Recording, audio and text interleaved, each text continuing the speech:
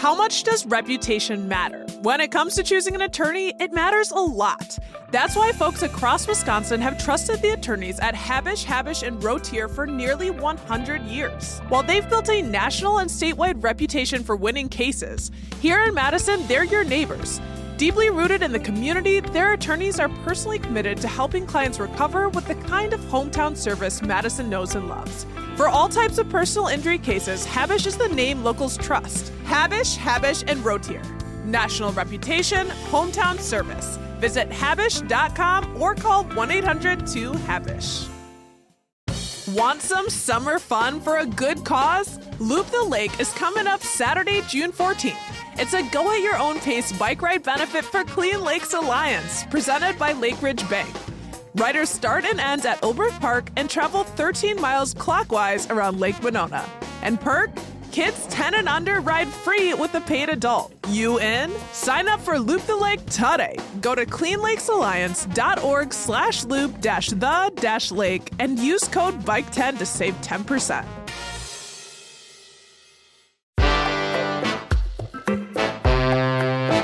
Today on CityCast Madison.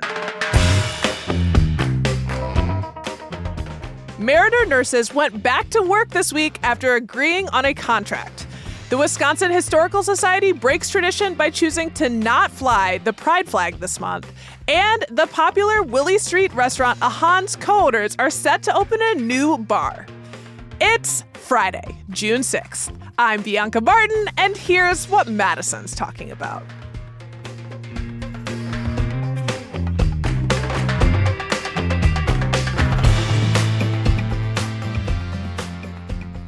All right, we're here. Welcome to the Friday News Roundup. Joining me today is our newsletter editor, Rob Thomas. Hey, Rob. Hey, Bianca. How you doing? Doing pretty good. It's just you and me today. I like it. Yeah, I like it too. Are you surviving the poor air quality that hit us this week? My goodness. I know. I have a summer cold that I thought was the air quality for a while, but now I think it's just a summer cold, which, that means it's summer, right? So it's not all bad. Oh, that's true. Maybe I should give credence to that. So when my partner is has a cough, I'm like, yeah, you were outside playing softball. But it could actually be a summer cold. Forget about those. Anyway, speaking about colds, you know who takes care of colds and sicknesses? People in hospitals. And we're going to start this week with an update on the Meritor nurses strike. I've got that story. We left y'all on a cliffhanger last week, so you might know the outcome here. But what happened with the Unity Point Health Meritor nurses strike? After months of negotiating and completing their full 5-day strike, the nurses in the hospital have ratified a new 2-year contract. And I think they're happy about it. It's kind of exciting. So this past Sunday morning, the union representing the nurses, SEIU Healthcare Wisconsin, hosted a celebration press conference. And hours later, the nurses went back to work. Some quick takeaways from what was negotiated. Nurses secured a wage increase that will total 10% over 2 years, a stronger voice in staffing decisions, and some enforceable safety language, including a commitment to install a metal detector later this year.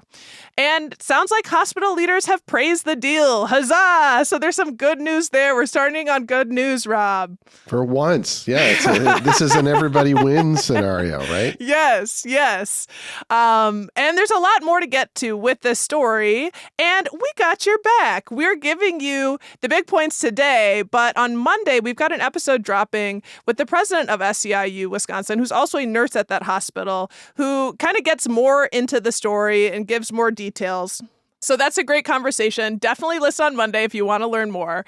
But heck, I'm feeling good. 3 cheers for people coming together and having a happy outcome, Rob, right? Yeah, absolutely. And these negotiations got national attention. I think even Bernie Sanders weighed in. And I just thinking of what healthcare workers have gone through the last 5 years, the fact that they could come together and have something that everybody feels good about that's a win. Yeah, 100%. The pandemic was trying, and it sounds like conditions have continued to be trying. So I'm glad that there's going to be some positive changes there. But yeah, Everyone isn't always happy with their employers, right? We've got a story coming up where some employees of an organization that we know well are maybe not so happy with some choices at the top. We're going to get into that story. First, let's take a quick break.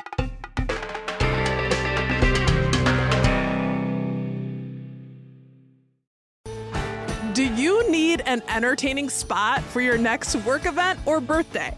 How about taking it to the next level and choosing somewhere thrilling? The Thrill Factory has an arcade, bowling, tiki bar and restaurant, escape rooms, mini golf, laser tag, VR, and believe it or not, even more. Picture an indoor theme park on adrenaline. Oh, and did I mention they've got animatronic dragons? It's the ultimate family entertainment experience. All ages are welcome to enjoy Madison's largest collection of indoor activities. Their claim to fame is that they throw, quote, Madison's best corporate and birthday parties. Both of those event packages start at just $2.99. So, are you and your group ready for a thrill? Contact Thrill Factories at 608-285-5584 or online at thrillfactoryentertainment.com to book today. Test, check 1, 2. You know you need unique New York. You know you need unique New York. Does that sound all right? Ah, that's better. You can always tell something's missing when you get isolated results. Like AI that's only right for one of your systems. Get AI that can work across your data and applications. Learn more at IBM.com. The AI built for business. IBM. All right, Rob, we went from one story of employees feeling some kind of way about their work conditions to another story we're turning to, the Wisconsin State Historical Society. There are some people maybe not too happy with the recent choice from their CEO and director. Yeah, and people outside the organization as well as inside are not happy. So as we know, June is Pride Month, and there's lots going on in Madison. Lizzie Goldsmith wrote something for the Madison Minutes newsletter about all the events going on. On Tuesday, city and county officials raised the pride flag over the Madison Municipal Building, which joins Governor Tony Evers, who's had ordered the flag to be raised over the Capitol every year since he took office in 2019. And Evers said, "We celebrate Pride because we also know what's at stake." But this year, the Wisconsin Historical Society announced that it would not fly the flag over its headquarters on Library Mall for the first time since 2019. A spokesperson said the organization would continue with its mission of sharing Wisconsin stories, and that does include LGBTQ plus stories, but that flying the flag went beyond that mission. And the quote was that as a nonpartisan agency, the society does not participate in advocacy outside of that mission. With that in mind, we have chosen not to raise any flags on our agency's flagpoles that can be perceived as an act of advocacy. Now, as you can imagine, this does not sit well with many. Kristen Whitson, who co-wrote a book for the Wisconsin Historical Society Press on the history of LGBTQ activism in Wisconsin, said she didn't believe the society was intending to exclude anybody or communicate that those stories don't matter. But she said, the message to me is that their reasons for taking the flag down are more important than making LGBTQ plus Wisconsinites feel safe and welcome. And there's an interesting wrinkle in a story that Channel 3000 posted about the reaction inside the agency, inside the Wisconsin Historical Society. Apparently this happened kind of at the last minute. One anonymous employee shared a May 8th email with Channel 3000 that was sent to WHS employees that invited them to a pride flag raising on June 2nd. So less than a month ago, they were planning to raise the flag. They're planning to have a big ceremony like they did, as we said, every year since 2019. And that employee who shared the email was wondering if this came down to money, because this is all happening when Governor Evers and the Republican-controlled state legislature are wrangling over the state budget. And the Historical Society is asking the state for millions to build a new history center on the Capitol Square. So the speculation is maybe they didn't want to, raise the ire of Republicans who control the legislature and that powerful Joint Finance Committee by raising the flag at this time. But, we have to look at this in the context of what's going on in the country right now. It falls right in line with the Trump administration's attempts to roll back rights for LGBTQ plus citizens, including executive orders banning transgender adults from the military, rescinding anti-discrimination policies. And just this week, which again is the start of Pride Month, the Department of Defense announced that it was renaming a vessel that had been originally named for San Francisco gay rights pioneer Harvey Milk. So I don't know what you think, Bianca. There's a lot of questions surrounding this right now, and why it was done in a very difficult time for LGBTQ plus Americans. Yeah, I mean, I've been thinking about this story a lot this week. My first thought is, if LGBTQ rights are political, then what year are we in? You know, I'm thinking about if the Historical Society flew a veterans flag, you know, to honor a certain month, like it's Pride Month. It's not political. There are gay LGBTQ people across the spectrum, the political spectrum. There are veterans, you know, across the political spectrum. Right. And it's very, very disheartening, very disheartening. And my second thought is, look, we've all seen what happened to a decades-long, nonpartisan supported teller of our state stories, the Wisconsin Humanities, which was federally funded. But we recently had a conversation with them on the show, and everyone lost their job. Like, that is, the Wisconsin Humanities right now is stopped. Their work is stopped, aka in peril until further notice. So I understand the fear, and, you know, it does feel like taking a stance before something happens. No, you're right. And I think, you know, one lesson we've learned the last few months in American politics, which is something we learned on the playground as kids, is that you can't preemptively surrender to bullies and hope that that will make you safe and that they won't bother you. All that really does is announce to the world that you can be bullied, right? And so, you know, the spokesperson said raising the flag is an act of advocacy, but not raising it is also an act of advocacy in the other direction. And so there are a lot of questions. I think we don't really know what motivated this. The Historical Society isn't really talking. They've sort of pointed reporters to other things they're doing, which is totally fair. It's a great organization. But like you say, it's very concerning right now to make that decision. What a world, Rob. What a world, Bianca. What an absolute world. I am curious what the UW-Madison's History Center that's all focused on civil rights has to say. This is, yeah, I mean, you look at institutions that you hold up to high standards like the Wisconsin Historical Society, and you see actions like this, and you think, wow, you actually have power and you're going to step down. It's embarrassing. Yeah. But we're going to move into something that we like. We're going to turn to talk about a new venture in our restaurant scene. But before we dive into that news, let's take a quick break.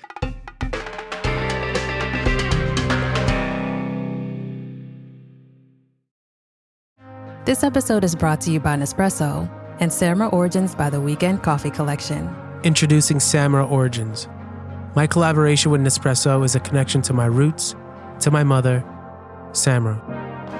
Coffee that hits the right notes. It transports you. Crafted with unique notes and bold, soaring flavors. Experience a taste that moves you. Nespresso and Samra Origins. Discover more at Nespresso.com. Are you still quoting 30-year-old movies? Have you said cool beans in the past 90 days? Do you think Discover isn't widely accepted? If this sounds like you, you're stuck in the past. Discover is accepted at 99% of places that take credit cards nationwide. And every time you make a purchase with your card, you automatically earn cash back. Welcome to the now. It pays to Discover. Learn more at discover.com/creditcard. Based on the February 2024 Nielsen report. Alrighty, we've got a new bar coming to Madtown, it sounds like. Shocking news in Madison that we're getting a new bar.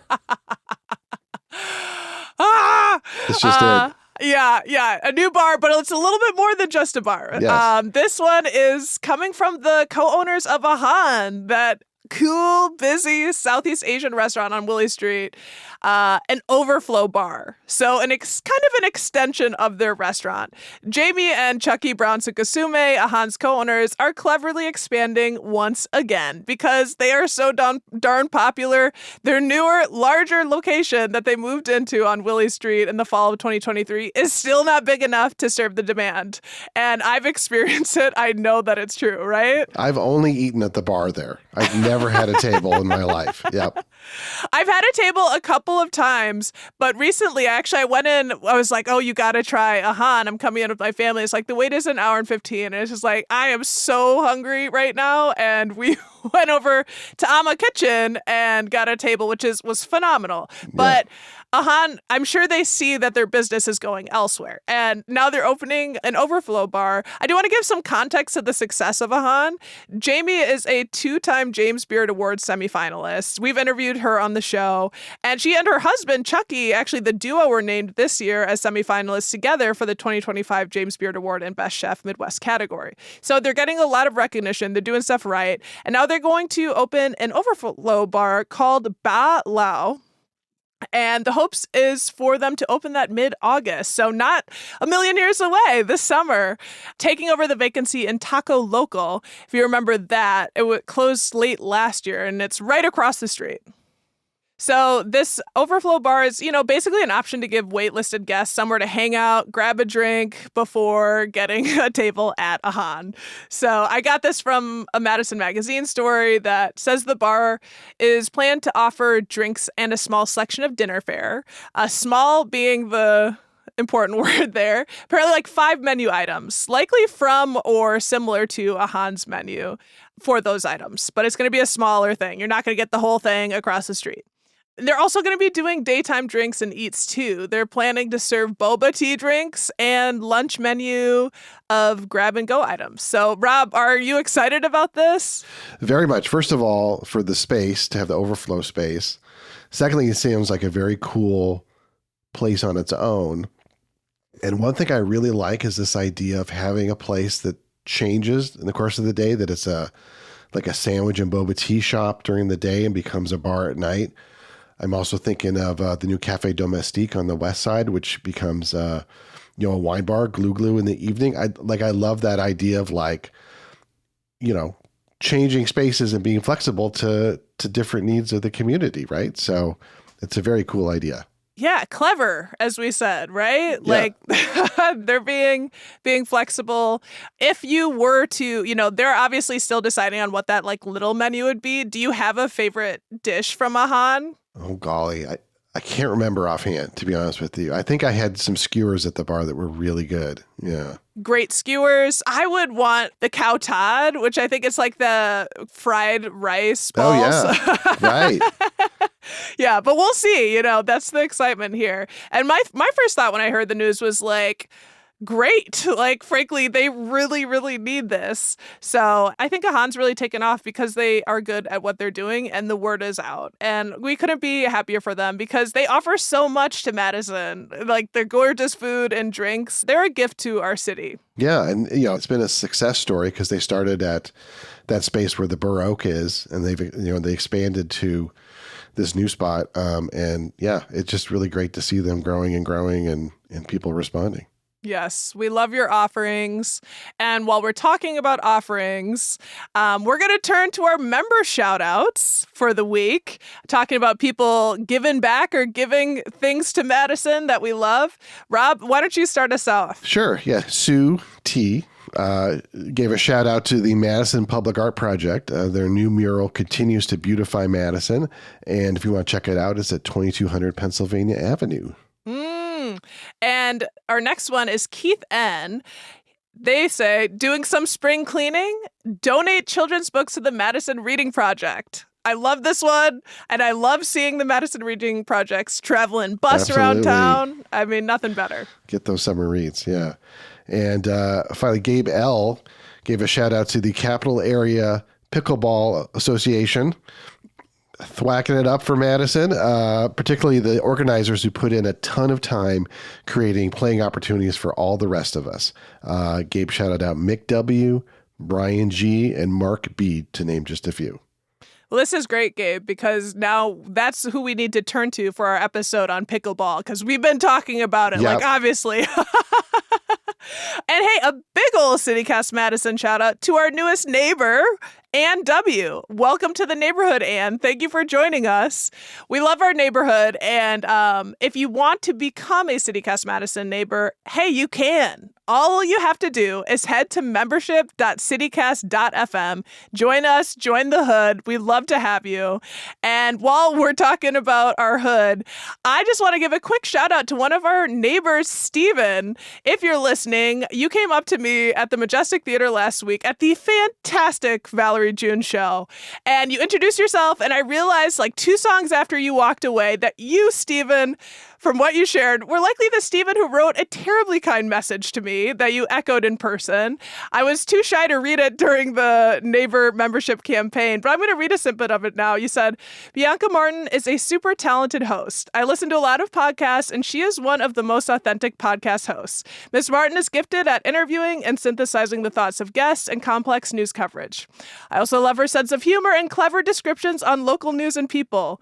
Oh, would ya? She and your team are a gift to Madison.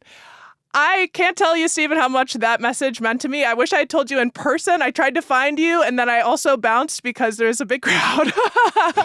So thank you for coming up to me, Stephen. You are a gift, and thank you for being a neighbor. We see you. Hear, hear. That's so great.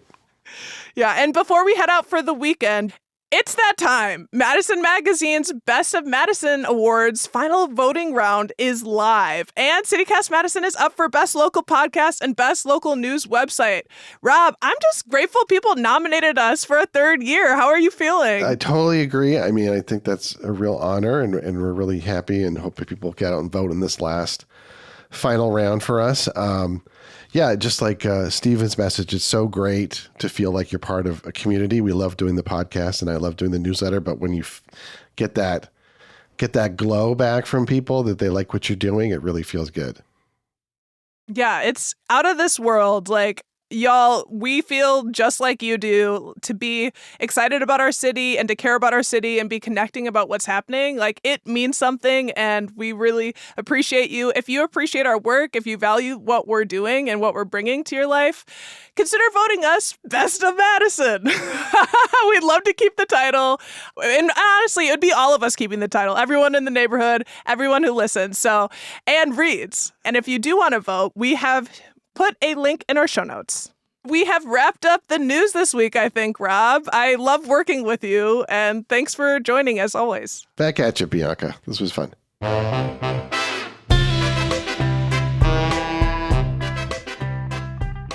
That's all for today here on CityCast Madison. I'm Bianca Martin, your host. We're produced by Jade Isiri Ramos, Elizabeth Kama, and Natalie Rivera. Haley Sperling is our executive producer. Our theme music is by Carl Christensen. Additional music this week by James, Opal99, and Nathan Schertz from Triple Scoop Music via Getty Images. Rob Thomas is our newsletter editor, with help this week from Lizzie Goldsmith. Don't forget, you can always get more news delivered right to your inbox by subscribing to Madison Minutes. And if you enjoyed today's show, why not share this podcast with someone who loves a boba tea in the daytime? Their time is coming. See you back here Monday morning with more news from around the city. Until then, have a good weekend.